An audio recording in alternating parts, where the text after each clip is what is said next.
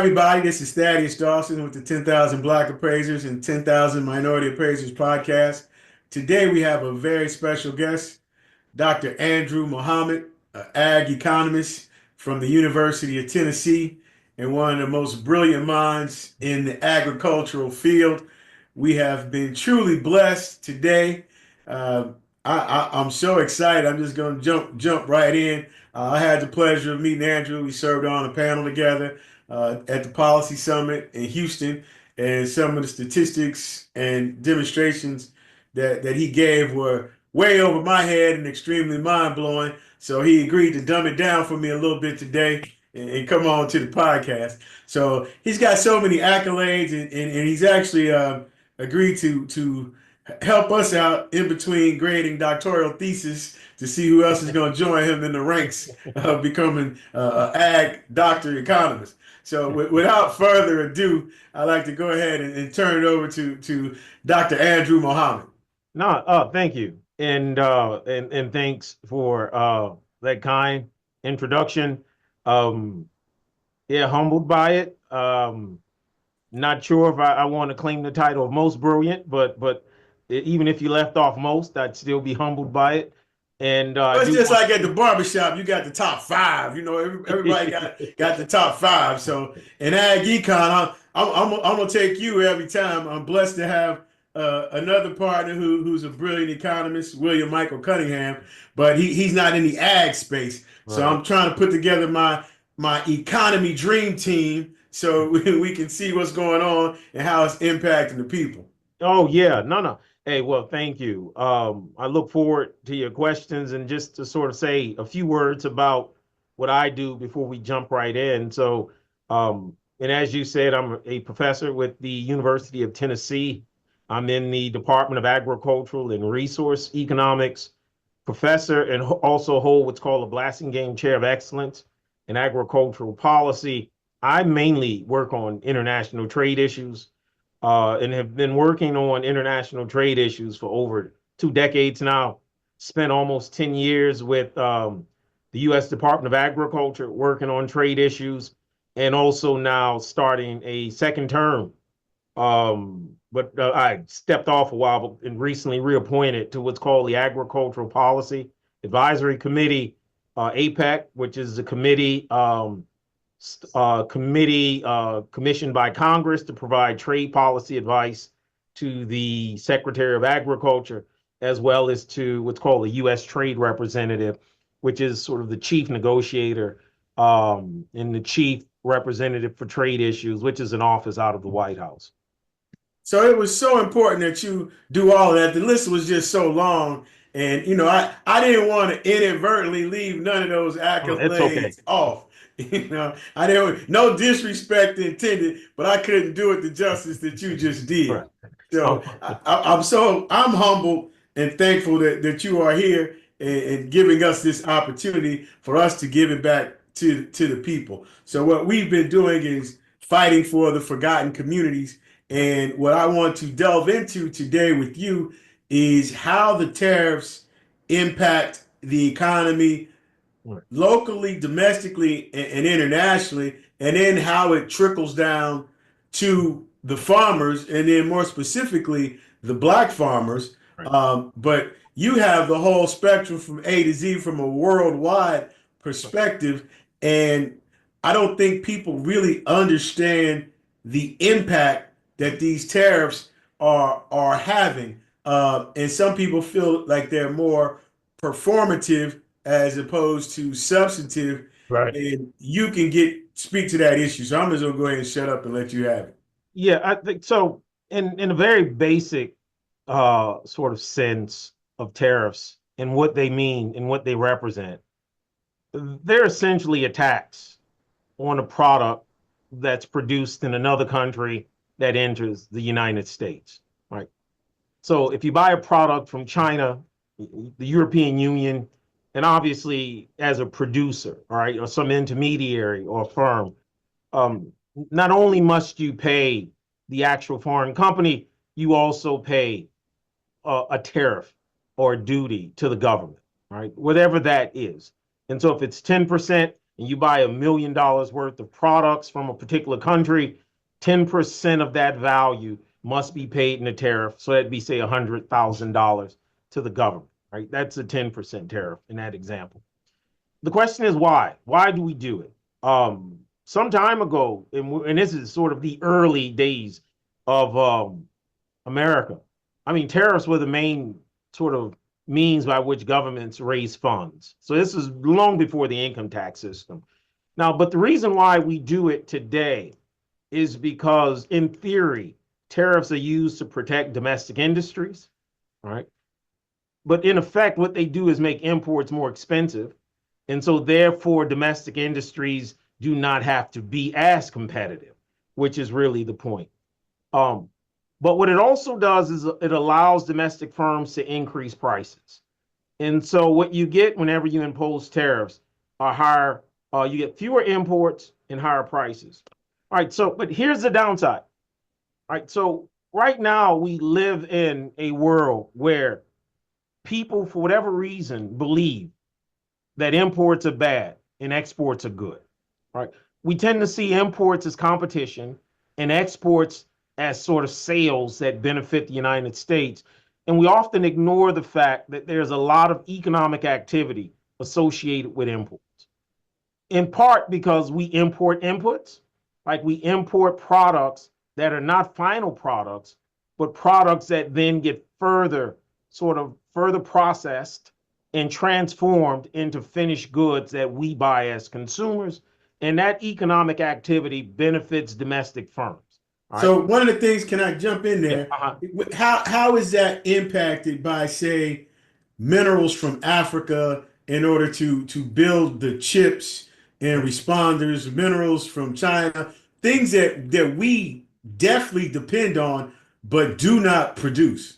all right. So there are two things. So one, in sort of the strictest sense, it's going to make those inputs more expensive, which then is going to get carried over into the final product, right? That's usually what happens. Maybe importers could somehow negotiate with foreign suppliers to share that burden. Sometimes a foreign supplier could be sympathetic to the political environment and want to maintain sort of a relationship and say, we're willing to eat some of this. We'll slightly lower prices such that your tariff to the government isn't as much as it otherwise would be. But that's something that does not have to happen. And so what it does is obviously it's going to hurt the exporting country because they sell less, but it's also going to hurt the firms that use, say, for example, these minerals and these rare earth minerals as inputs. It's going to hurt them in the production process. But then something we tend not to think about, and that is when margins are tight and firms deal with profit based on volume more so than sort of per unit returns, um, a tariff could completely disrupt that. And if I'm an African supplier or a Ukrainian supplier, and I have some American buyer trying to get me to lower prices in the name of managing the tariff, when what I have is in such great demand that I could easily just start selling more to Europe or selling more to Mexico or more to Taiwan, right? You often find these overreactions to tariffs because for whatever reason, if a supplier has alternative markets to sell to, there really isn't a reason to sort of afford a U.S. company the courtesy of saying I'll lower prices on your behalf. And so to a certain degree, not just sort of increase in prices, these tariffs could also limit the amount of product available for U.S. firms, even beyond what you think a 25 or 50% tariff would do. Do you think it's short-sighted because we're not insular, because we don't produce those necessary commodities or minerals that we depend so heavily on? Well, no, it's not just short-sighted. It's sort of it almost takes us down a road that does not make sense when you think about it. All right, just this idea of not being dependent on the world. And I often say this to people. Well, let's go ahead and take that macro idea down to the most micro level. All right. The U.S. is better off when it's more self-sufficient and less reliant on foreign countries. All right. And let's accept that as a truism, even though it's not, but let's accept it. Well, then one could argue the state of Louisiana then is better off if it doesn't rely on Texas, Alabama, Arkansas, or any of the other 49 states, right? If self-sufficiency is just that good. But then one could argue that Louisiana is better off. I mean, that New Orleans is better off than not relying on Baton Rouge or Monroe or Shreveport. And then we could take it further that the Ninth Ward of New Orleans is better off if it doesn't rely on Holly Grove or the Third Ward or any other part of New Orleans. And then we could say Thaddeus is better off if Thaddeus only supplies Thaddeus. Can you imagine the quality of life that you would have if you could only consume what you produce? We forget the fact. Andrew, one of the things that it's funny that you say that, because that's kind of what's happened in the appraisal profession, right, moving from the place of scarcity. If right, I train you, then you'll replace me. So everybody has a scarcity mentality. And it sounds like that's what you are alluding to, because instead of moving from abundance and there's more than enough for everybody and a place and a space for everybody, and everybody has something unique and distinct which they bring to the party, where we are all better together. And I think I'm really interested to hear what you have to say with the tariffs, in conjunction with the removal of all the immigrant population that is heavily impacting the ag community and the farmers. It's like, well, who's going to be there to pick and produce the crops? I know in Florida they plan on employing 14-year-olds now. Right. So what does that look like? See, yeah, and that's what's interesting about this, right? Because we trade labor as well as agricultural goods.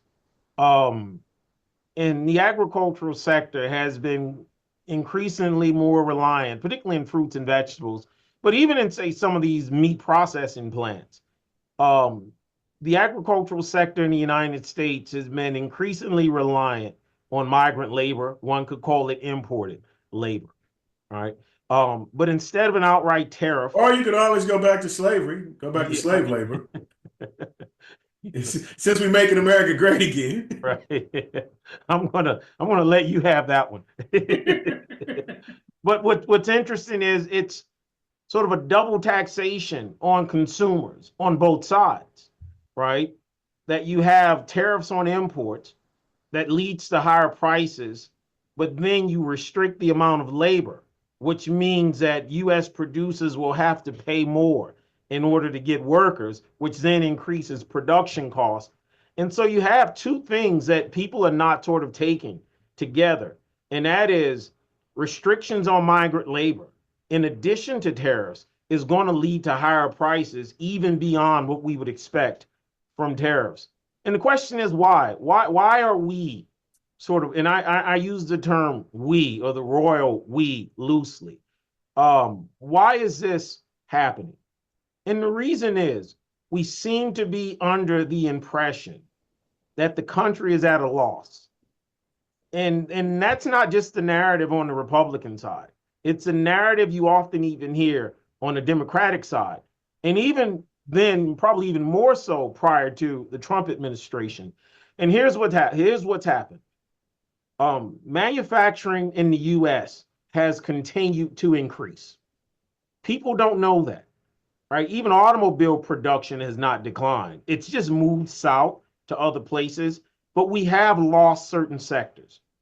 We've lost textiles, leather manufacturing, and paper production. Those are the main three that we've lost. We've lost some electronics, but mind you, Japan, sort of even going back into the 80s, was sort of taking over that market, if you recall. But the point is, but manufacturing overall has not gone down.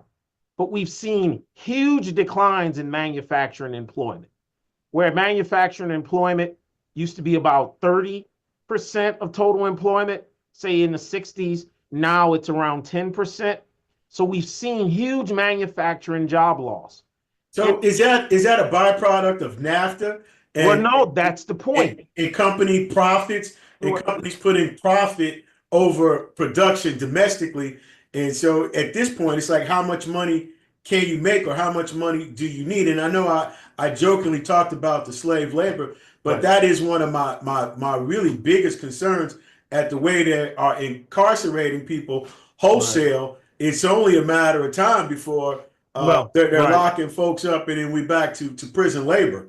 Yeah. So and it No, no, starts in one segment, and if they could just arbitrarily start picking up folks at any segment, we always been fair game to pick right. up. So that's always a real concern. No, no, I want to sort of make sure I come back to the prison labor story um before I finish, but I do want to finish this point Yeah, real please, I'm quick. sorry. Go ahead. Oh, no problem. Part of what's happened is improvements in technology, automation, and robotics. And so therefore, the type of factory production that once required sort of strong men to lift stuff no longer exists. And so a lot of the job loss is sort of improvements in capital, technological advancements, the implementation of robotics and more automated processes, right? But if you're an individual who sort of lost your job, you don't want to hear that a robot is the reason why you're at home. So that's not a black or a white issue. That's a Right, right. technology You don't want issue. to hear that. You much rather hear a Mexican took my job or the Chinese, some greedy firm moved my job overseas, which actually probably happened in the case of, say, something like textiles, that a firm wanted to take advantage of cheaper labor abroad. And so, in one sense, you can say the exploitation is not the exploitation of the American worker. One could argue it's the exploitation of the foreign worker because they work for some, in many countries, particularly at the time, like not just a fraction, a tenth, 1/20th of the salary and wages we would command in the United States. So that's one of the reasons. We did lose a lot of what's called low skill manufacturing, and that probably has impacted our community just as much as it's impacted any other type of low income community in the US. But we clearly are overrepresented among the lower income citizens in the United States. Not that we're fully overrepresented, but So more so than say the 12 to 13% of where's the the impact population. most heavily felt? Because the bigger farms are largely mechanized. Right. The smaller farms and black farmers are not. Yeah. So it's So going to, you're right. Farms that require more labor are clearly going to be much more impacted by all of this. But mind you, we import a lot of fertilizer. We import a lot of chemicals. A lot of agricultural inputs get imported. And so one could see negative impacts across the board. The real question becomes when we get to black farmers in America, and that's the issue of two things. One, what are sort of their profit margins, and are they technologically advanced enough to absorb the increased input costs that all farmers will face? And then, more importantly, is something I think that I talked about with the Policy Center a couple of years ago, and that is if this country decides to quote unquote bail out farmers again, as it did during the first trade war, to the tune of billions of dollars. Um, if we still have sort of this air property issue that keeps us out of the FSA system of government support and government subsidies, then we do not get the trade bailout money either, right? And I think one of the things we really do need to fix is this whole idea of how do we one improve relationships between black farmers and USDA, just in a broader sense, but two, we do have a lot of farmers who have bypassed the FSA process that allows for agricultural support just because of all the trouble they've had with USDA, one, but then also because USDA has this strict ownership criterion, which I think may have changed in the last couple of years, that you Well, may not need to it sort has of, changed a little bit under right. the heirs property because now if you have you can get a farm number if you have a farm manager or some semblance of agreement in the heirs property arena. So there And is that's somewhat of a relatively move. new, I take it. Yeah, it is relatively Right. new from the Uniform Heirs Property Act, but Okay. it varies from state to state. And what's going on today with the USDA being changed, I don't know that that trickles down to Right. black farmers, and it gets to be where they haven't historically had much success in the space. And recently, there was a settlement that was given out that I believe was a couple $1 billion. Uh, Yeah, but that was the debt relief money. yeah, but if you go back and look at time, velocity of money, the number of farms that were lost, Yeah. you don't recover from that. Right.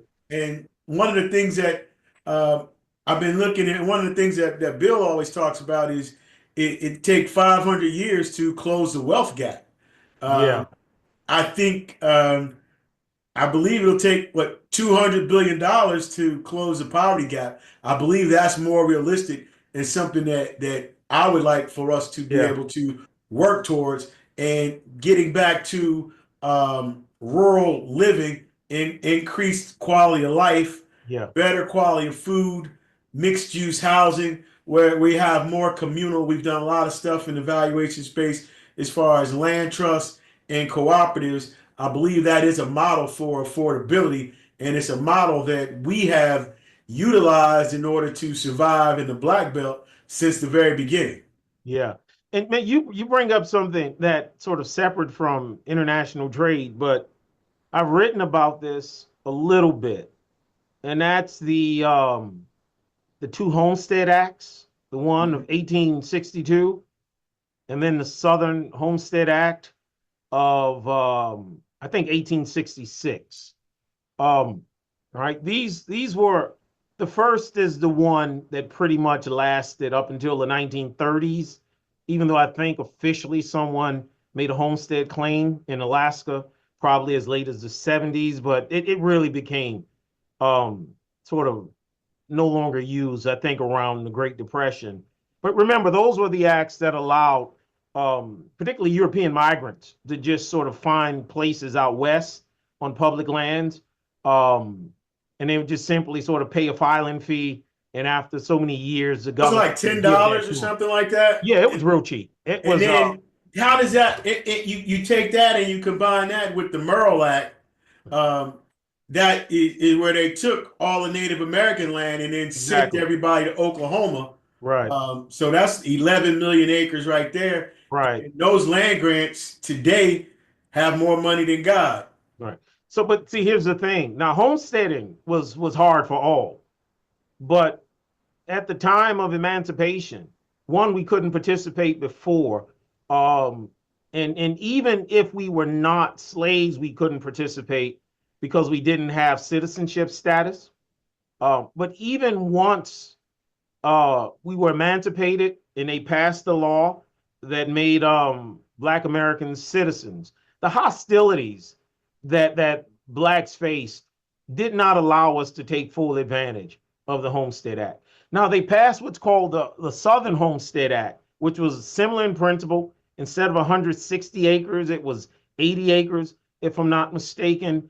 And then you also get, say, Sherman's Field Order, where he sort of, this kind of stemmed from that, where he decided to cut up plantations because they did not like the power that plantations owners had, which sort of led to the Civil War. And one thinks about this idea where rich plantation owners whipped up the frenzy of the South to fight on behalf of slavery when most of them couldn't even afford one slave and found themselves sort of being slaves themselves to the very plantation owners. And that's a kind of idea you still find today, right?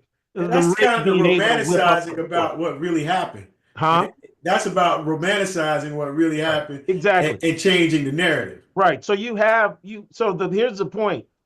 that so Sherman decided obviously to chop up plantations and to give these 40-acre plots to emancipated slaves.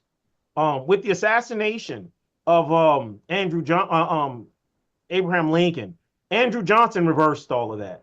That's where the 40 acres and a mule comes from, this Sherman's field order. But his idea was, let's give this fertile agricultural land, prime land, to the emancipated slaves.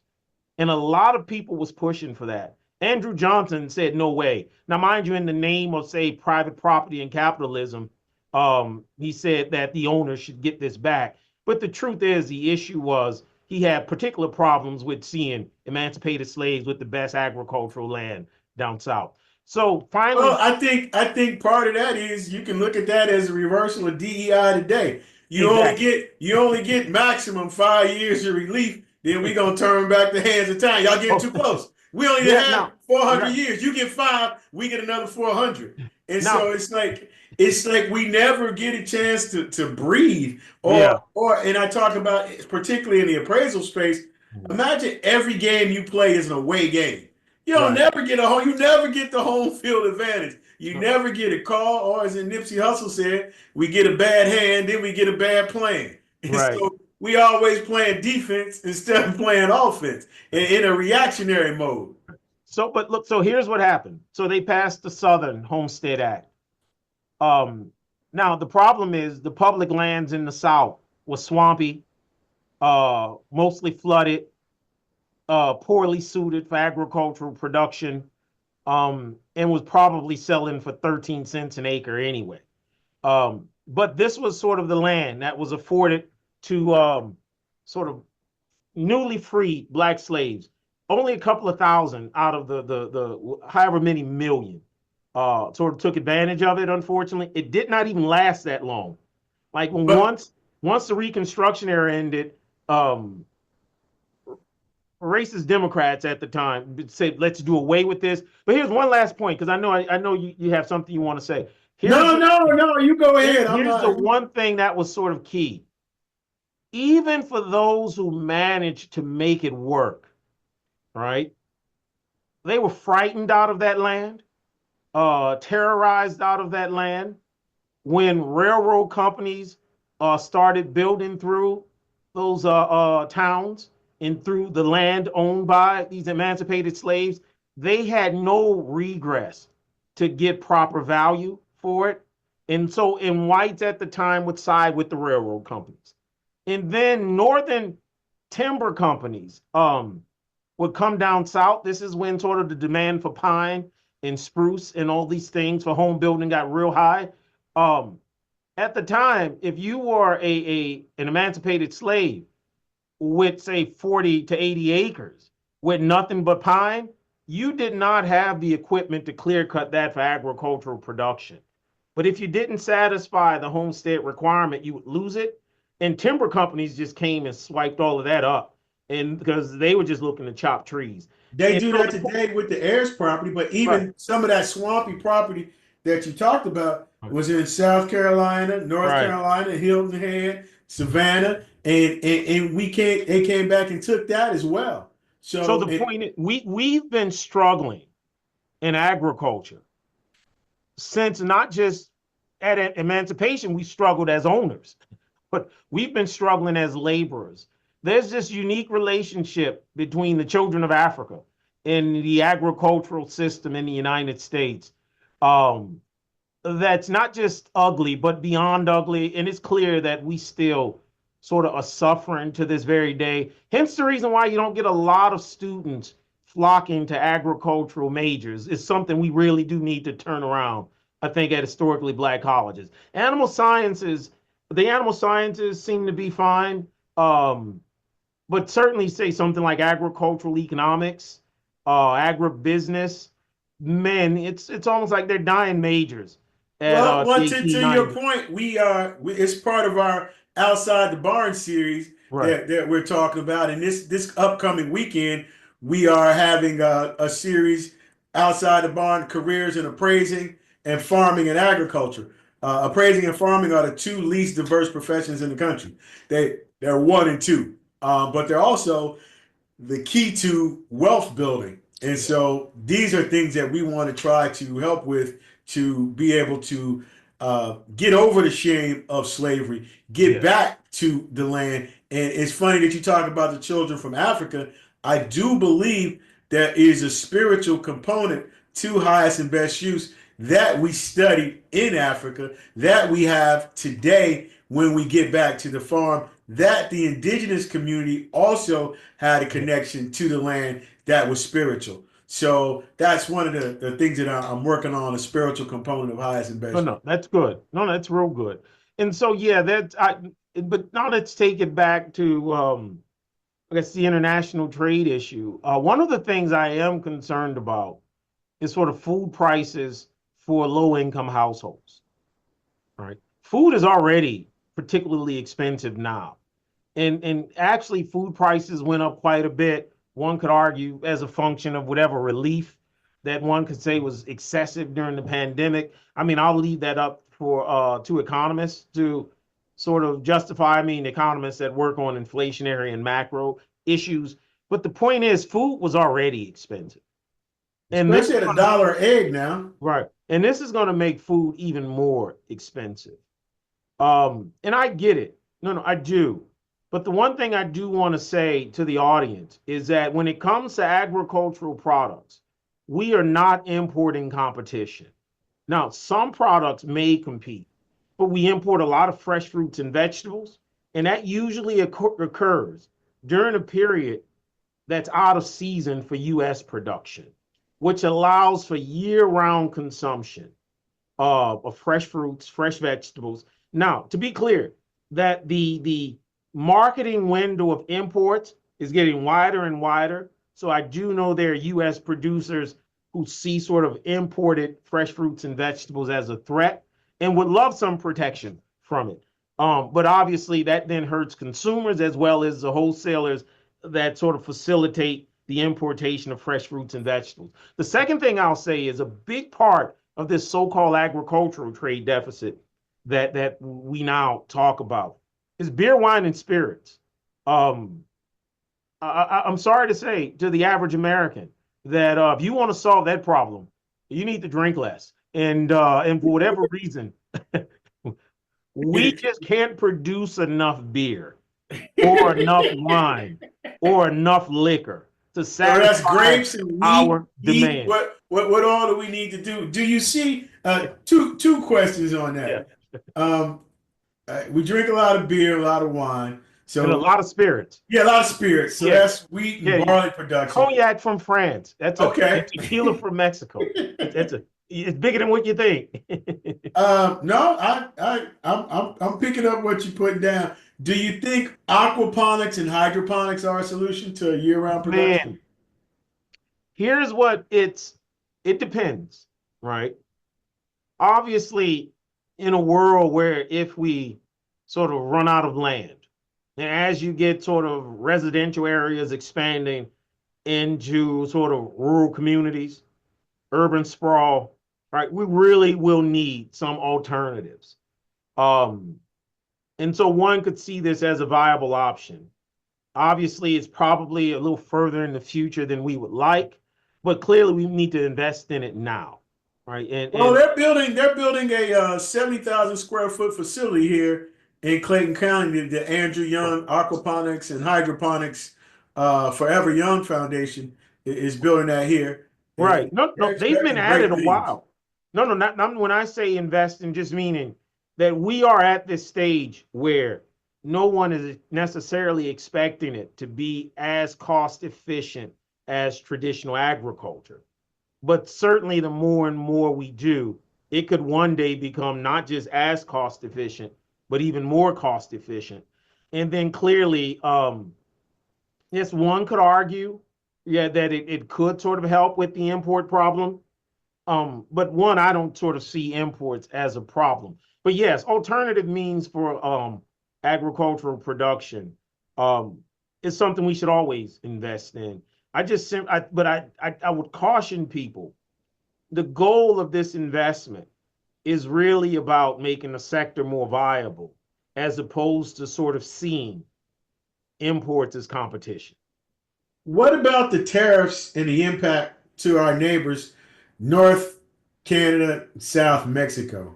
Yeah, well, I mean, these are our two largest trading partners, right? And and clearly Do they've we need them or do they need us? Who needs who more? well, we need each other. That's the one thing I try not to like. There are people who want to ask that question: who will be hurt more by a trade war?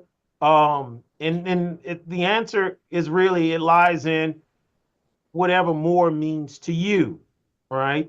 So let's say, for example, you and I um, decide to rob each other's bank accounts, right? Oh, Let's you're gonna be imagine mad that. as hell when you get to mine. Let's just That's say, Chris. That's Chris. What's that? Chris. What's my man? Chris. Chris Tucker. You're right, just gonna be practicing when you rob me. right. But let's just say, just to put this out as an idea. All right, you managed to get $1,000 out of my account, and I managed to get $100 out of yours. Right? You would say you won, or that's how people would see it. But let's suppose your account had $101 in it, and my account had $1,000,000. Now, who's going to be the most hurt is not necessarily who lost the most. I may not even notice that the 1,000 is gone. But you, on the other hand, have gone from a positive balance down to zero. So I caution people with this idea of who hurts more because we don't know. The second thing I'll say is if we're simply looking at issues of who sells more to who, um, then one will sort of come up with some crude measure of, well, they need to sell more to us than we buy from them, so therefore they'll be hurt more. That's the wrong way to think about it because I think I said this to the policy group, and I'll say this to your audience. Um, we import $5 billion of tequila now, which is a big contributor to this agricultural trade deficit. And if you find yourself in a bar, and hopefully, drink responsibly, I'll say that to the audience. But if you find yourself in a bar and you tell the bartender, I want that top sort of notch Patron, and you pay sort of the $50 per shot price, you'd be hard pressed to tell me that that $50 is in some way enriching a Mexican agave farm, right? That $50 is going to that bar. It's going to the workers in that bar. It's going to the bartender, right? It's going to overhead. Now, some of that may actually go to the distributor and maybe even a tequila company. But the point is, a large share of that money is earned here, and the transaction is here. And when we sort of cut off imports, yes, you're gonna hurt the tequila company selling to the United States for So, certain, but you're also going to hurt the bars and the distributors in the United States who relied on that product to make their system economically viable. this would be a good time for me to ask you about last week when you were stunting and you wrote your little excerpt on on the tariff equation, the Right. economic tariff equation and the impact. Way over my head, but can you explain that Yeah. to the people and what was going on there in that exchange? All right. So Right. here's the thing. All right. So the president said that he was going to implement this reciprocal tariff policy, and it was going to look at every country in detail to see. That's where we had to chart out with all the Well, no, numbers. no. This is before the chart. Okay. This is before. This is what was sort of touted. This is what we thought would happen. This is what was claimed that we would do this sort of detailed analysis of all countries around the world. Right? Of all countries around the world, we're going to examine their tariffs. We're going to examine value-added taxes, and we're going to come up, and we're going to even examine what's called non-tariff barriers, right? Regulatory infrastructures that and regulatory hurdles and laws that even limit trade. So we're going to study all of that on a country by country basis. Now, mind you, a lot of this stuff is product specific. So one would even argue on a product by product, on a country by country basis. And we're going to come up with these reciprocal tariff measures. Everybody knew that was an impossible undertaking. Any economist, when we heard it, we just knew it's not going to happen. But So you when put pen to paper and showed the equation. yeah, so when the policy came out, someone figured out, well, wait a minute, that's not the result of some investigation. You simply took the trade deficit and divided by what they import and made that the tariff. and so, and then they came out with this very complex equation with these two terms.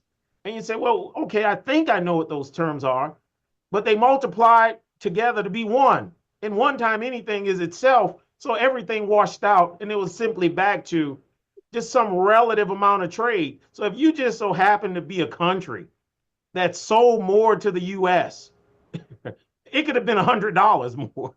Let's say that So someone basically, and what and this is for the layman. uh-huh. So they use the unpaid version of Chat GPT as opposed to the paid version. Well, no, I don't know which version, but so here's the thing about my post. I was making sort of a joke about everybody realized how simplistic this process was.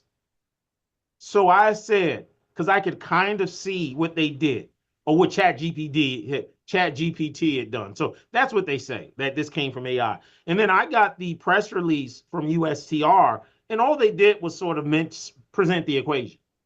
They didn't really say anything about how they got it, how it was derived. They gave some references loosely related, but that equation is not in not in any of the 4 or 5 studies they cited. And so You're what I being very did, irresponsible here, Professor Muhammad. You're asking for accountability and transparency. it's It's so, because I said so should be good enough. See, right. that's the problem with you all. You think you're a little too big for your britches there. And so what I did was I said, look, I'm gonna use solid economic theory to show how one can derive this glorious equation. Not data science, not evidence Yeah, based, no. data So driven analysis. now, None of that. but here's the thing. It was I had to put in there so many inside jokes for economists in order to make it happen. So the first thing I said was, let's forget about everything else. But I used a technical way of saying it. I invoked the ceteris paribus assumption. And then the second thing I said was, let's get rid of this calculus mumbo jumbo. And I said that, and shame on the economists who insist on using calculus. And then I made up what I call the mercantilist trade deal theorem, which means we want to sell more to you than we buy from you, right? And figured out how to put that in the equation, and then came up with some other things and showed like, voila, I was able to solve for this equation. See, you all have been mocking it for the wrong reasons. It really is rooted in theory, and that was the whole point of that. And I think some people saw it and thought, oh wow, oh man, that looks like serious stuff. But there was a lot of inside jokes for economists, and then there was some people who actually thought I was serious. So they were a little upset, saying that how could I defend it? And then I had to explain to them there's no such theorem and there are no such rules in economics that I've just cited in this in this post. It's a joke, right? And so most people who One got would have to have love read a book or have some sort of economics background right. to understand that it was a joke as opposed to Oh no, something. you would need to be an economist to know it was an inside joke. Yeah, and so the point is, but the truth, let me be honest. I actually plan on writing a paper because there is an element of truth to what I did in that post. And here's the thing. Based on the numbers they assumed for those 2 terms that they didn't fully explain, it actually, if you actually put the right numbers in, you would end up with much lower tariffs. Like you would not have, say, a 55 or 54% tariff on Kenya, which is ridiculous. You wouldn't have tariffs on Rwanda. You wouldn't have these high tariffs on Vietnam if the right numbers were plugged in, even that simplistic equation. They did something that is was almost inconceivable that you would sort of have one of the worst sort of sweeping policies as it relates to trade actions and across the board these extremely high tariffs, and you based it on sort of something that a third grader could have probably figured out with a calculator. Like you But can what is go, anything that's going on policy wise now based on? It's well, just let's tear everything down and yeah, see that's what we got unfortunate. left when we start all over. Yeah, Specific, and that never works. Sort of, it's easy to tear things down to the ground, but it's hard to build things back up. yeah. So the recovery time and the impact specifically, I would like for you to address land value in the agricultural space Yeah. with the tariff, with the farm subsidies, and what happens with those subsidies being currently withheld. Um, Yeah. Now, land valuations often incorporate government programs. That's just sort of the nature of supply and demand. Um, but the one thing about agricultural land that's um, that's different these days is just sort of suburban encroachment. Something else that seems to be happening, not sure if it's really an issue, solar farms, right? This idea of using prime agricultural land for energy production, which also drives up prices. But I will say, if a trade war makes the agricultural sector less profitable, um, and we do not get the government support, one could sort of see a lot of farmers going out of business, and that could have a depression effect on land prices. the solar farms are interesting because the solar farms have to be in close proximity to energy supply chains. Yeah. So they have to be able to draw it and then get it. So it doesn't really it has its use, but with the amount of energy and power required for AI, is solar farms going to be enough? Seems like you would need more cooling Oh yeah. space as opposed to power, and also the consistency of the power from the solar. With this current administration, clean energy does not seem to be an issue. So does that roll back the whole push towards the solar environment? It could, but one of the reasons why I actually mentioned solar farms is one could sort of think about a future world, pretty much in the hydroponics space, right? Aquaponics rather. Um, of actually integrated systems where you have, say, fruits and vegetables sort of actually um, being that sector being more productive because you have a certain shading of a solar panel that keeps the ground cool and nutrients in the soil. This is kind of what they call agrivoltaics, right? This integration of solar farms and agriculture. But no, you're 100% right. If we're going sort of clearly, this administration is not as interested in clean energy alternatives as, say, the previous administration. But clearly, if we go that route, it's going to be sort of everything all together, whether it's But I solar, do like what you said wind. about the solar panels and the aquavoltaics. I Right. think that works in the mixed use development space that we've been working on. So they don't have to be dependent upon energy or power for the development. It could Right. be self sustaining. Yeah. So I think that improves the quality of life as well, from an improved quality of life standpoint from our agro developments. Yeah. And I am I know that you got your grade papers and you got a hard stop, and we could go on and on, but I ain't letting you go until you promise to come back. Yeah. Oh man, would love to come back. This has been good, and hopefully your audience will get a thing or two out of it. Um, Appreciate it. Thank you for the invitation, and I certainly look forward to having another conversation sometime soon in the future. Well, thank you, Dr. Andrew Mohammed. I really appreciate your time today. Is that a Rubik's Cube you got over there in the corner? Yes. Yeah, are you smart for? I still can't figure out how to get one side of the Rubik's Really? Cube. No, no, no. I could solve this in about a minute and 30 seconds. Well, I had I had a student from China. I think he could do it in about 45. And okay. yeah. But the best I've ever done was like a minute 15. But yeah, I could. It's been a while, but now it's a stress ball. Oh, okay. Well, see, the But thing I that can I still use, solve it pretty quickly. my equivalent to that is the little Cracker Barrel triangle. Right. And so I try not to be an ignoramus when I'm pulling the pigs up off. I think sometimes I can get to almost smart. So I haven't quite evolved to the Rubik's Cube yet, but I'm going to work on that. Oh yeah. Again, Brother Dr. Andrew Muhammad, thank you so much. This has been Oh, an thank you. absolute pleasure. And boy, this Likewise. hour went by fast. Yes, it did. All right, you You have take a care, good brother. rest of the day, and thanks You too. again. All right, bye bye.